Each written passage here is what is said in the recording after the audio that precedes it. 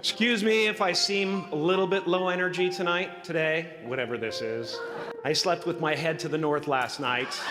Oh man. Oh man. But I didn't freak out, you know. I used that time to eat a large meal.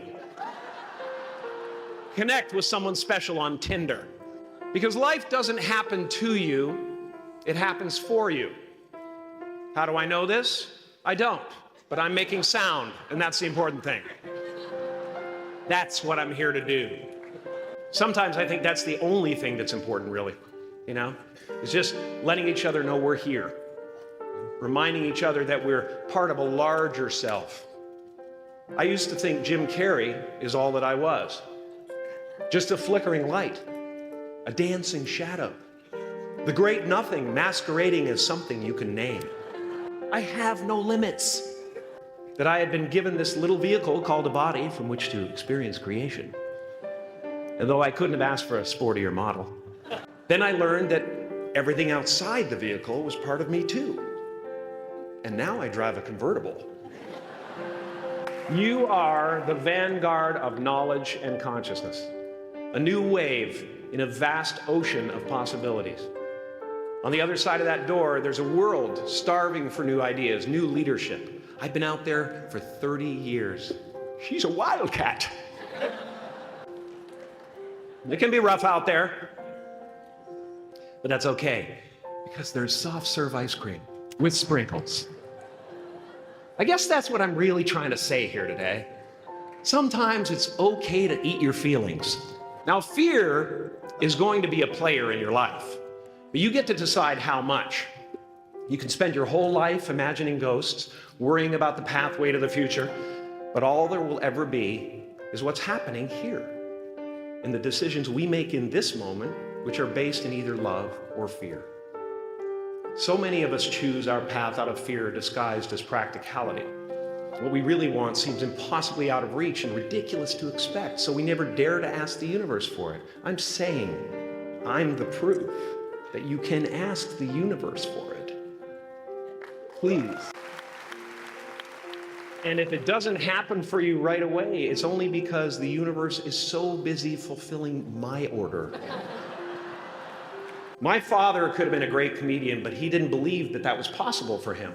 And so he made a conservative choice. Instead, he got a safe job as an accountant. And when I was 12 years old, he was let go from that safe job. And our family had to do whatever we could to survive. I learned many great lessons from my father, not the least of which was that you can fail at what you don't want. So you might as well take a chance on doing what you love. Painting is one of the ways I free myself from concern, a way to stop the world through total mental, spiritual, and physical involvement. But even with that comes a feeling of divine dissatisfaction. Because ultimately, we're not the avatars we create. We're not the pictures on the film stock. We are the light that shines through. All else is just smoke and mirrors, distracting, but not truly compelling. I've often said that I wished people could realize all their dreams in wealth and fame, and so that they could see that it's not where you're going to find your sense of completion. Like many of you, I was concerned about going out into the world and doing something bigger than myself, until someone smarter than myself made me realize that there is nothing bigger than myself. My soul is not contained within the limits of my body. My body is contained within the limitlessness of my soul. One unified field. I have a reset button, and I ride that button constantly. Once that button is functioning in your life, there's no story that the mind could create that will be as compelling. The imagination is always manufacturing scenarios, both good and bad, and the ego tries to keep you trapped in the multiplex of the mind. Our eyes are not viewers, they are also projectors that are running a second story over the picture that we see in front of us all the time.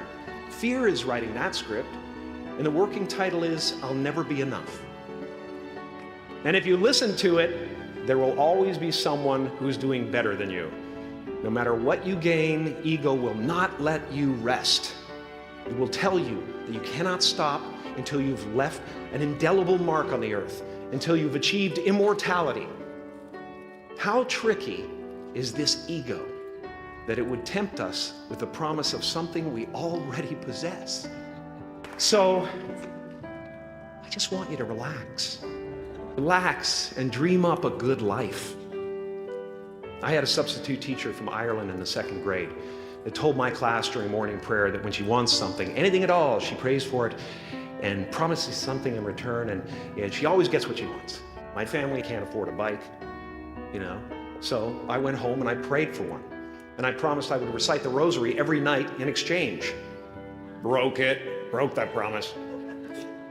But 2 weeks later, I got home from school to find a brand new Mustang bike with a banana seat and Easy Rider handlebars. Yeah. So that type of thing has been happening to me ever since. As far as I can tell, it's just about letting the universe know what you want and working toward it while letting go of how it comes to pass. Your job is not to figure out how it's going to happen for you, but to open the door in your head. And when the door opens in real life, just walk through it. Don't worry if you miss your cue, because there's always doors opening. They keep opening. And when I say life doesn't happen to you, it happens for you, I really don't know if that's true. I'm just making a conscious choice to perceive challenges as something beneficial so that I can deal with them in the most productive way. You'll come up with your own style. That's part of the fun. Oh, and why not take a chance on faith as well?